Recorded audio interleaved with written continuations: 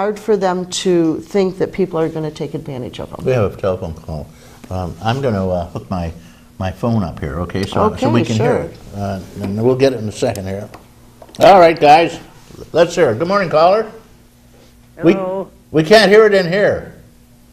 Okay, I'm listening. There we go. Now we hear you. I just tuned in. Okay, what's up? And are you on channel 19? yeah. Okay, good. I'm calling you from out of town. Okay, Dunkirk has it on channel 19. I noticed from the phone. I'd just like to know, this may not appeal, but I have the possibility from my working to join a credit union, and I wonder, and my anything in the bank is paying me nothing. Am I better off with my credit union that I can join, or leave my money in the bank and just keep investing whatever I can at no interest to speak of? You're actually losing money, because the interest does not cover what the inflation is right now. So you're losing money. Every buck you leave in the bank is going bye-bye, little by little. Well, now, I'll let you answer that question. Credit unions have various investment opportunities for the members, and it would be difficult for me to say if that credit union would pay you more interest or than a bank is paying you right now, because for every financial institution, we're really struggling to keep investment rates up for our members.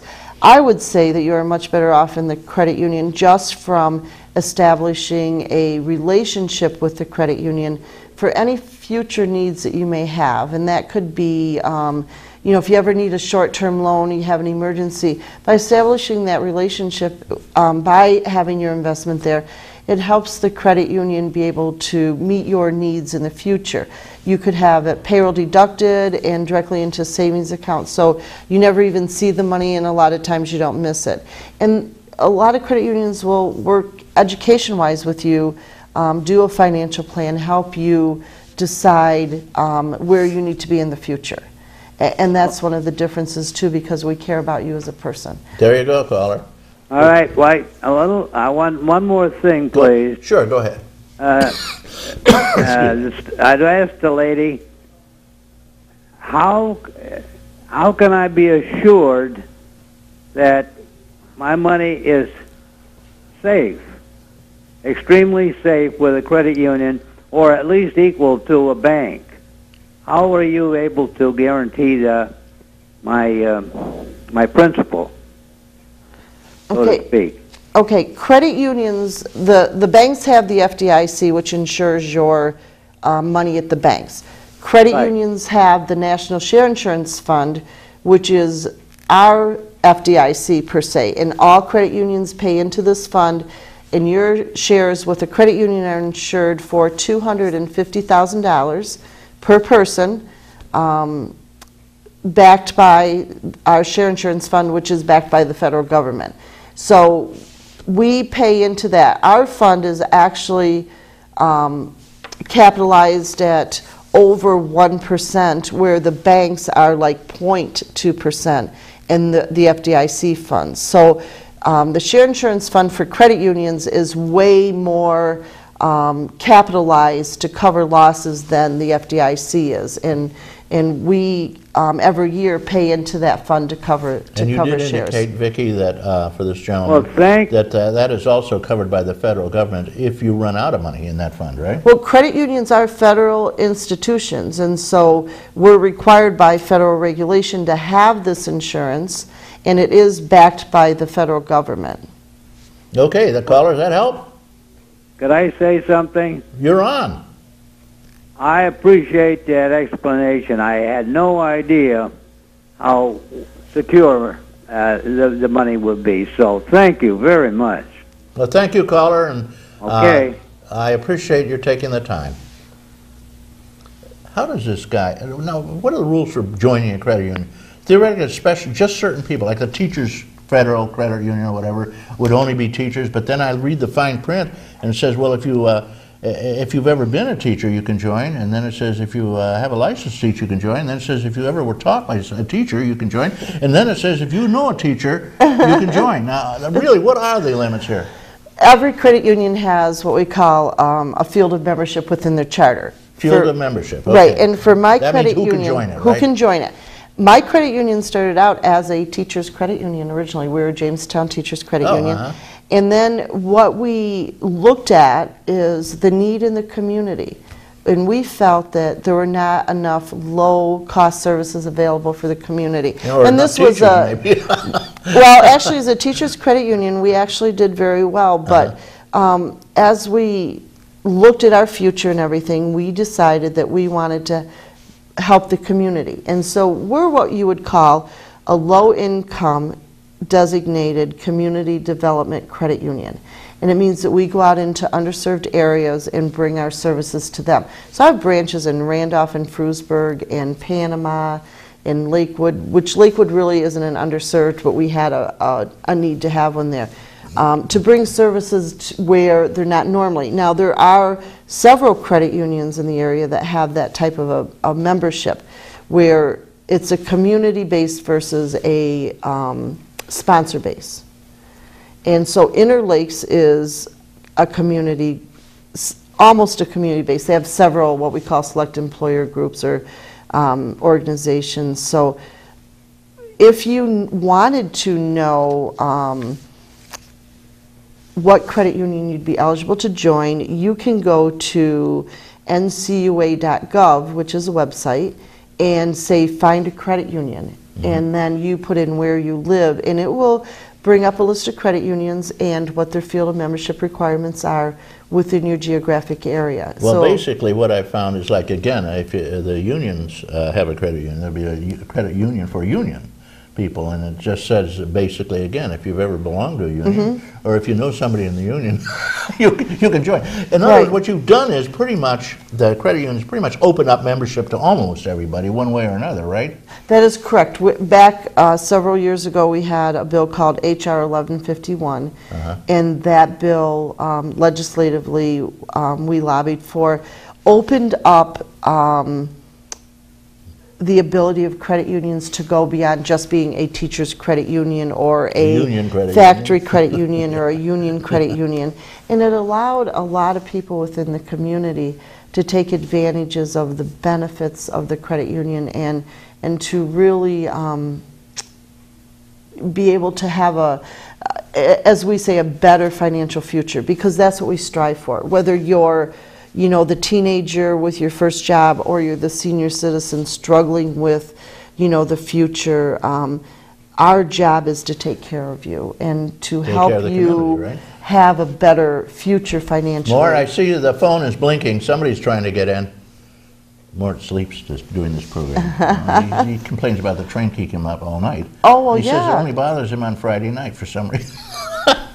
Well, this is early morning for me. I'm not a morning person either. I'm pretty much early, but here's we've got with us Vicky Matteson Burdick, and she's the CEO of the Jamestown Area Community Credit Unions. Now, you said Westfield has two. What is your relationship to the Westfield 2 credit unions? Do you have any?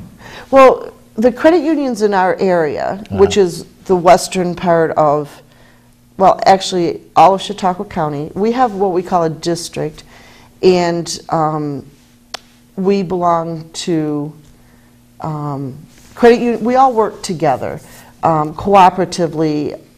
Travis at Interlake, Susan Westfield and Dunkirk will help me with members that are in that area. Or if I have someone in that area he can help, then we communicate and cooperate with each other. The same if I can help Travis in my area with his members or with an issue, we do that. So you're kind of an umbrella group that helps, right? So connects, interconnects. So you don't have any control over anybody. You just help them out, right? Well, we have a district. It's actually an association formed group. We have bylaws and a president of the district and everything. And then it goes to the state level. We have an association who helps us with compliance and regulations, and so I sit on that board on the state level, and then it comes down to the district levels. So that a statewide basis, all credit unions cooperate with each other as far as compliance and helping people. And if I have a member stranded in Albany, I would have contacts with credit unions in Albany that I could potentially get my members some help out there. Okay, good.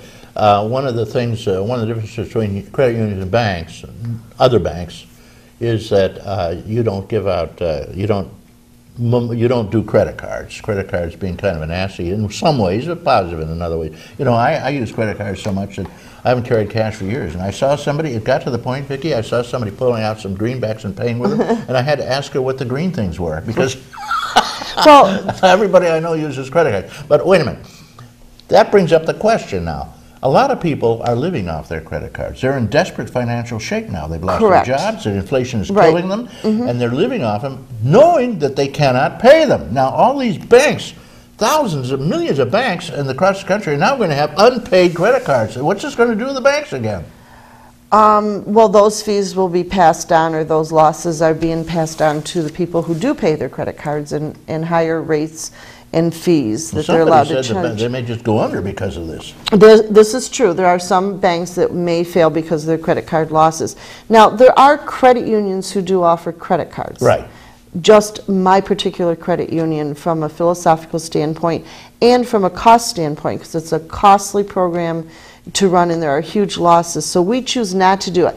But we do have programs in place to help people who are in credit card debt, And whose they're in deep interest trouble, I rates might add. have just Oh, sure, skyrocketed. they're killing them. We And will. The interest is more than the credit card. Oh, I got yeah. a caller now, Vicky. You want to Okay, take a call? sure. Good morning, caller. You're on. Good morning. This is fascinating. I did miss the beginning of the program, so part of this might be redundant. Before I go into this, I'd like to take the opportunity to announce that our little village of Westfield is just full of merriment for Christmas. We're having a Christmas concert by the community chorus in Westfield and some of the surrounding areas. They're giving several concerts this weekend. Thank you. And the bishops, who will run the dance studio in Westfield, are getting ready to have their annual Christmas dance program, which is just fabulous. Yeah, and they're the all- children are all busy practicing and bustling. Everybody's having a ball in Westfield, New York, and all the other little cities and towns in our county, I might add, they're all the same. And the school's getting preparing for well, they just put on the Pirates of Penzance, which was a wonderful. I thoroughly enjoyed Are it. you one of the owners of this place? Absolutely not. I You can't seem to own talk about them a lot. unless I own Westfield. Okay, caller, what's your question? Well, I was talking about Westfield School was having their Christmas stuff. And, well, I have a couple questions. One is, it used to be, although I think it's changed, that in order to belong to a credit union, you had to belong to, like if it was the GE credit union, you had to be in GE. There used to be, in Northeast, there was a electric materials company, and in order to join that, you had to be a member of electric materials, work there. That has changed, I know it has, because my husband... Yeah, under House HS, what is it? In 1998, it was H.R. 1151 that called the Credit Union Membership Access Act, which allowed us to go community, to go beyond just one individual group. Because that's what my husband used to work in Northeast, and we didn't have a credit union, and then all of a sudden we were allowed to get into the electric materials credit union. We became affiliated. So, anyways, which I think is wonderful. And credit unions, to my way of thinking, are the best thing in the whole world. They don't charge you near the interest that the banks do. Now, I belong to a credit union now that had a credit card through a Visa company, not through them, but they issued it. It had their name on it, but they didn't actually own it. They have since brought up the rights to the credit cards, and they now own the credit cards, and the profit goes back into the company, and their interest, like I said, is lower than most other places. And they probably don't beat them to death with fees. Exactly. And the same with if you're going for a car loan or something like that, try your credit union first, because quite often they're going to do you as well or better than... Is this your mother? No. Well, you're very complimentary towards credit unions. Well, I belong to actually a Pennsylvania credit union because it was my husband used to work in Pennsylvania, and it was through them that we got our credit union. But I just have I just think that A, safer than the banks. B, they're owned by your community. Support them. They're insured the same. Your money in there is insured the same as in a bank. You know, if you